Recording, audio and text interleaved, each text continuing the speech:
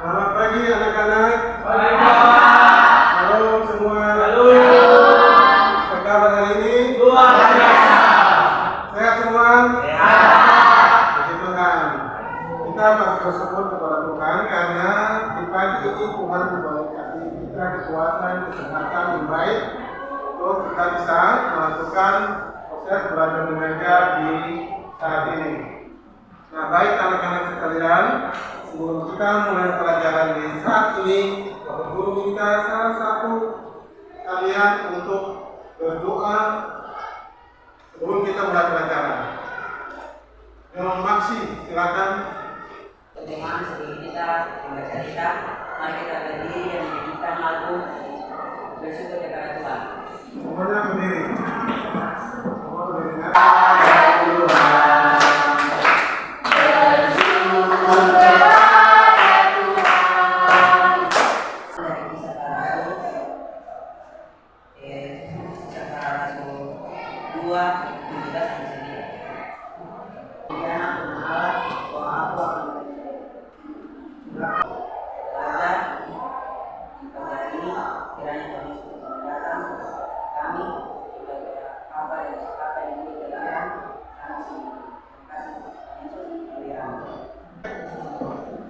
Anak-anak sekalian, siapa masih ingat materi minggu kemarin? Ada yang masih ingat? Materi minggu kemarin tentang apa?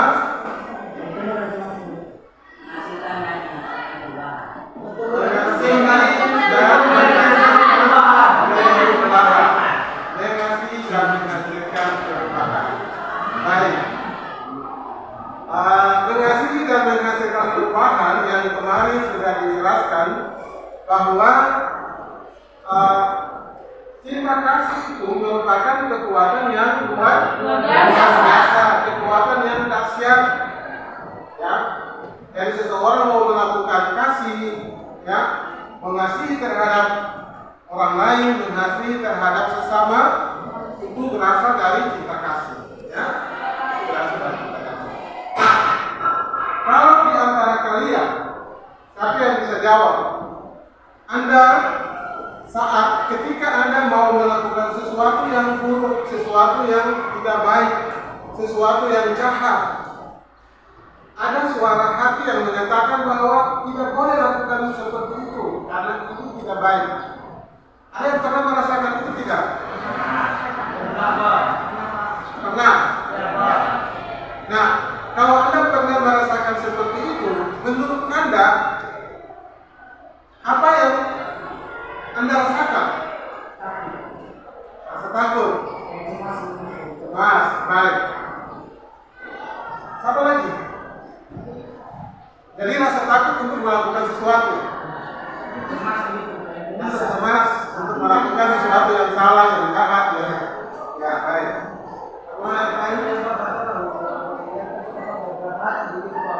Hati, baik. Nah, rasa cemas, rasa takut, berat hati untuk melakukan sesuatu yang buruk itu hal yang baik, ya. Rasa cemas, rasa takut untuk melakukan sesuatu yang jahat itu hal yang baik. Nah, kalau ada perasaan kalian yang mengatakan bahwa tidak boleh melakukan hal yang buruk, hal yang jahat, atau hal yang tidak baik, maka itu suara yang berasal dari Roh Kudus. Betul sekali.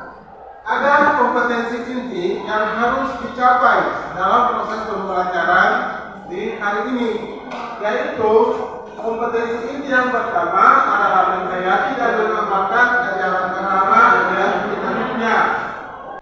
Nah, dari kompetensi inti dapat dijabarkan lagi ada beberapa kompetensi dasar, ya.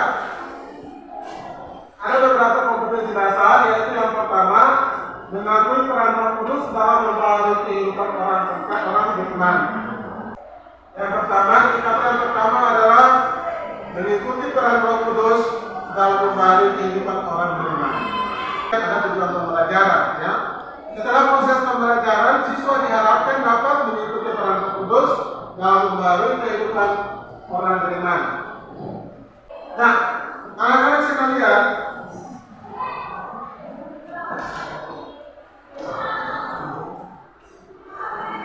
kita berbicara tentang Roh Kudus ya, berbicara tentang Roh Kudus membaharui gereja. Nah, oleh karena itu, materi kita di hari ini sangatlah penting, ya, sangatlah penting untuk kita sama-sama pelajari, ya, bagaimana pembaharuan yang terjadi pada gereja, ya, mula-mula, ya, sampai pada gereja masa kini. Pembaharuan yang terjadi pada gereja mula-mula sampai pada gereja masa kini. Nah, kita perlu memahami bahwa gereja itu sendiri terbentuk pada abad Masehi, ya, abad pertama Masehi. Setelah peristiwa apa? Karena gereja terbentuk itu setelah peristiwa apa? Pentakosta, ya, peristiwa Pentakosta atau disebut peristiwa pencurahan Roh Kudus, ya, keturunan Roh Kudus. Nah, jadi itu gereja mulai bertumbuh, gereja mulai berkembang.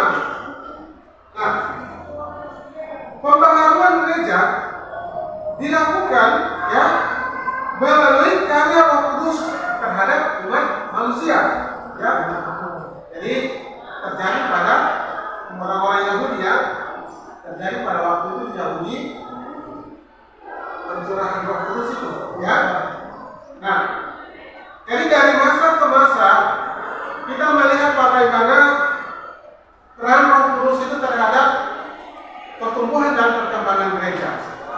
Nah, gereja pada umumnya, ya, gereja tidak selamanya berkembang dan bertumbuh secara baik, secara terus menerus, tetapi di dalamnya pasti ada tantangan-tantangan yang dihadapi oleh gereja, ya. Pasti ada tantangan-tantangan yang dihadapi oleh gereja. Nah, kita lihat di dalam kitab Ulangan, ya, kitab Ulangan itu sangat terkenal dengan melukiskan kehidupan bangsa Israel, ya. Kitab Ulangan itu terkenal melukiskan kehidupan bangsa Israel sebagai sebuah siklus, ya, siklus atau perputaran kehidupan orang Israel. Nah, di mana Israel diselamatkan oleh Allah, ya. Israel itu bangsa yang diselamatkan oleh Allah, bangsa pilihan Allah. Nah, tetapi Israel ditimpa kemalangan dan jatuh ke dalam tangan-tangan musuh, ya, tangan-tangan musuh. Nah, Israel bertobat ketika Israel ditimpa tangan-tangan musuh, lalu kemudian Israel mengalami pertobatan, ya, Israel bertobat, dan kemudian Allah mengirim seorang pemimpin untuk menyelamatkan Israel. Ya. Nah, selain kejatuhan ke dalam dosa pun berubah, ya, banyak umat Allah berpaling kepada Allah, ya. Ketika Israel jatuh ke dalam dosa, mereka berpaling kepada Allah. Mereka menyembah kepada Allah lain, ilah lain, yang mereka anggap ada kekuatan, ada keselamatan yang mereka dapatkan dari Allah itu. Nah, orang menjalankan perintah agama hanya sebagai ritual saja, ya. Itu hanya sebagai ritual, tapi tidak memahami, tidak mengerti mengapa mereka harus melakukan sesuatu itu. Kita akan bagi ke dalam beberapa kelompok, lalu kemudian kita akan berdiskusi, ya. Ya.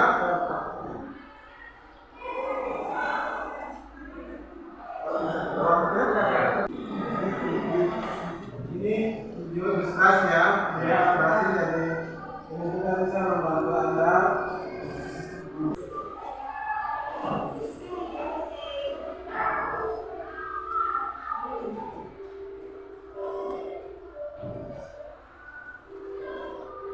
Akan perwakilan pada peserta untuk membacakan hasil diskusinya, ya, hasil diskusi kelompok. Kita kasih kegiatan kepada sekretaris saya.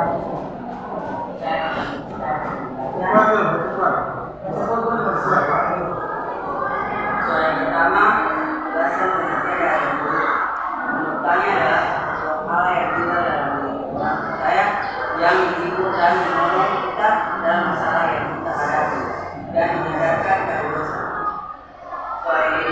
bagaimana Roh Kudus berperan dalam mengikuti gereja perdana melalui membaca literatur kisah para rasul 2 ayat 15. Menurut kami, anak laki-laki dan anak perempuan berdua terdapat kesehatan dan orang tua terdapat pemimpin dan kejarakan Roh Kudus bagi orang susah. Yang ketiga, mengungkapkan beberapa contoh tentang gereja sebagai komunitas praktis.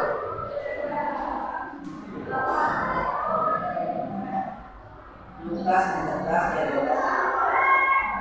Gereja tidak memandang siapapun yang meninggal dalam perjamuan, tetapi akan mendapat balasan pada hari kebangkitan orang-orang benar. Oke teman-teman, jadi menurut firman yang kita baca dari Lukas 13 ayat 12 sampai 12, yaitu kalau kita membuat suatu perjamuan yang cuma orang kaya, jadi otomatis kalau orang kaya tersebut membuat perjamuan pasti membuat orang jadi itu seperti balas budi yang timpas. Tapi kalau orang miskin, orang cacat, orang buta, jadi mereka sembahyang apa tapi nanti kata dapat balasan kalau itu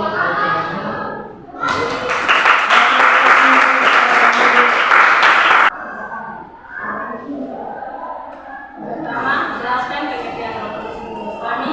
Roh Kudus adalah Roh yang turun dari Allah untuk membaharui hati dan pikiran manusia. Dua, bagaimana Roh Kudus berperan dalam pembentukan gereja dan melalui literatur. Menurut kami, itu kesabaran hidupnya menyatakan bahwa demikianlah firman Allah aku akan mencurahkan Rohku ke atas semua manusia dan aku akan mengadakan mujizat di atas langit dan tanda-tanda di bawah bumi, darah dan api dan dupa. Roh Kudus disebut juga sebagai Roh Allah, Roh Tuhan, Roh Bapa dan Roh Anak yang menjadi pelaksana kehendak Allah di muka bumi. Kedua, bagaimana Roh Kudus berperan dalam terbentuknya gereja perdana melalui membaca literatur pada Kisah Para Rasul 2 ayat 17 sampai 19. Melalui yang kami baca pada Kisah Para Rasul 2 ayat 13 sampai 19, Roh Kudus sangat berperan dalam terbentuknya gereja karena melalui pencurahan Roh Kudus, gereja mula-mula atau gereja perdana dibentuk. Dan kita sadar tadi juga kepada orang yang lain. Menumbuhkan toleransi antar beragama. Ini paling penting, ya. Kalau kita ada komunitas yang minoritas, ya, atau minoritas, maka kita sebagai gereja juga harus menumbuhkan sikap toleransi, menghargai agama yang lain, ya. Supaya kita ada dalam lingkungan seperti ini, ya. Ada lingkungan keluarga ini kan ada agama yang ada. Supaya kita harus menjaga toleransi itu, ya. Kayak orang atau polisi harus menjaga. Soal nomor 1.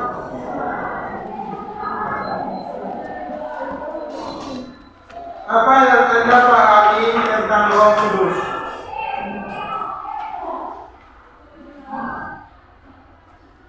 Apa yang Anda pahami tentang Roh Kudus? Kita bisa secara terus-menerus mengundang Roh Kudus hanya dalam kehidupan Anda, ya. Untuk bisa Roh Kudus menuntun kehidupan Anda untuk melakukan hal.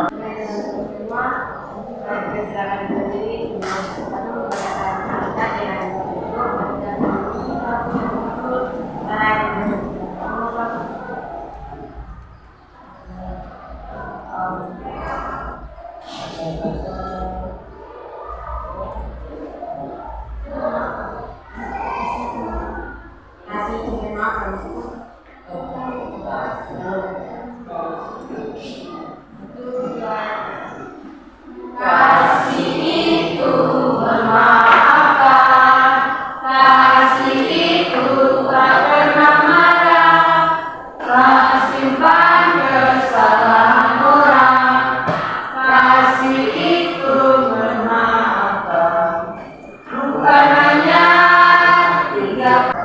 Demikianlah Tuhan, kita semua berdoa.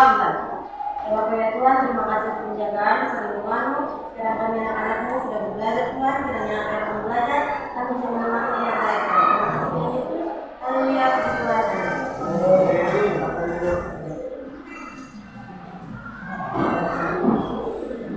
Baik, selamat siang semuanya.